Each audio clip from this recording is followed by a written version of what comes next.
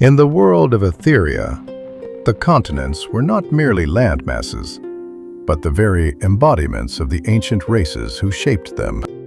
To the north, in the Stone-Fang Mountains, the dwarves delved deep into the glimmering roots of the world. But within it, a breathtaking labyrinth of caverns illuminated by glowing crystals and molten rivers, where the echoes of their masterwork hammers were a constant hymn to the earth. They sought wealth, not in conquest, but in the patient, deep-buried secrets of gemstones and the forging of unbreakable sigils. To the south, the elves commanded the sun-drenched plains. Their cities were living architecture, palaces and towers grown from silver-bark trees that reached for the heavens.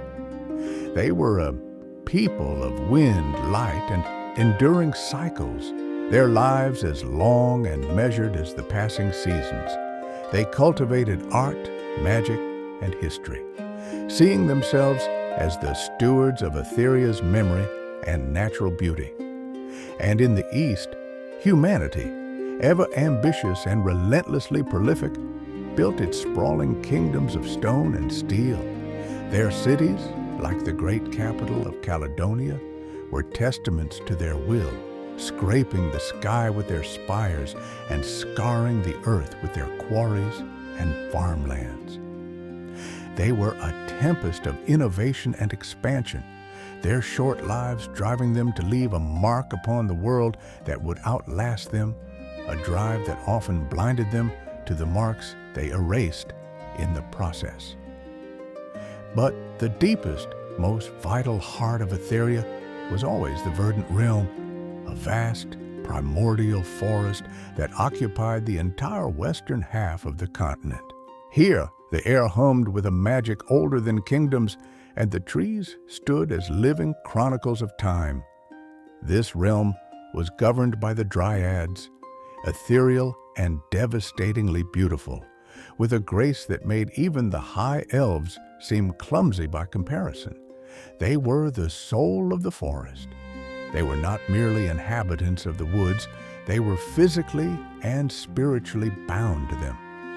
The sap in the ancient trees was their lifeblood, the rustle of leaves their whispered counsel, the blooming of a flower their joy. A dryad and her tree were one being, and to harm one was to inflict a mortal wound upon the other. For ages, a fragile peace was maintained through the accord of roots, a treaty sworn upon the very soul of the world. The races kept to their domains, trading knowledge and goods where their borders met. The elves shared their lore with humans, the dwarves forged magnificent tools for all, and the dryads allowed safe passage to a select few through sacred fixed paths in the Verdant Realm, paths that pulsed with gentle, guiding magic. But humanity's exponential growth and relentless greed proved too great for the old accords. Driven by an insatiable hunger for more land, more resources, and more power, they pushed beyond their eastern borders. To them, the Verdant Realm was not a sacred sentient entity. They saw a sacred grove of millennia-old ironwoods as a stockpile of priceless timber. They looked upon a spiritual nexus, a place where ley lines converged and the veil between worlds was thin, and saw only a sight to be mined for the potent crystals that grew there. The great clear-cutting began without warning. With axe and fire, they scarred the land.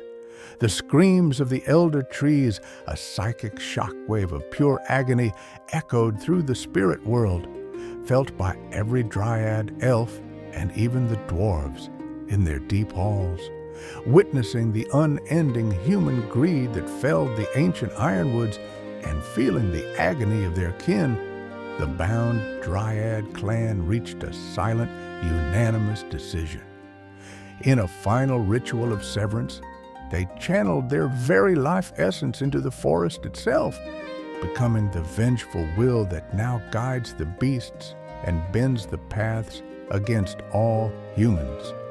The silent songs of the forest, the complex harmonies that maintained the balance of life, were severed, creating dead zones of eerie, magicless silence. The land itself, in its grief and fury, rose in rejection. The Verdant Realm did not declare a war of armies. It simply changed. The forest became a single, conscious, and malevolent entity. The once safe paths vanished, swallowed by thorns and shifting roots. The very air began to detest the resonant frequency of a human voice, the sound of its defilers.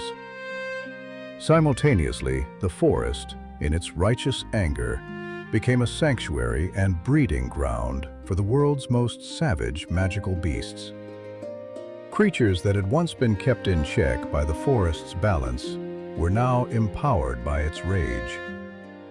Shadow stalkers, great cats whose fur drank the light, vine terrors, ambulatory masses of thorns and rot, and other nameless horrors now prowled the shifting shadows.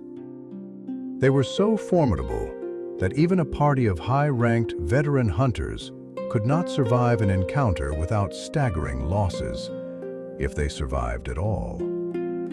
This dual curse became the forest's ultimate defense. Any human who now dared to enter would find that the trees themselves conspired against them. Trails would vanish the moment they passed. Compasses would spin in frantic, useless circles. The very light would bend to mislead, making the sun a false witness and casting shadows that pointed towards peril.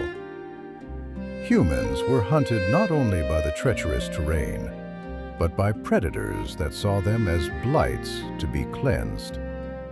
Those who vanished were not simply lost, they were claimed. The Dryads, who had once been potential allies and guides, now watched from the deepening shadows, their beautiful faces etched with cold, unforgiving judgment. The heart of the world had closed, and it would not open again for the children of axe and fire.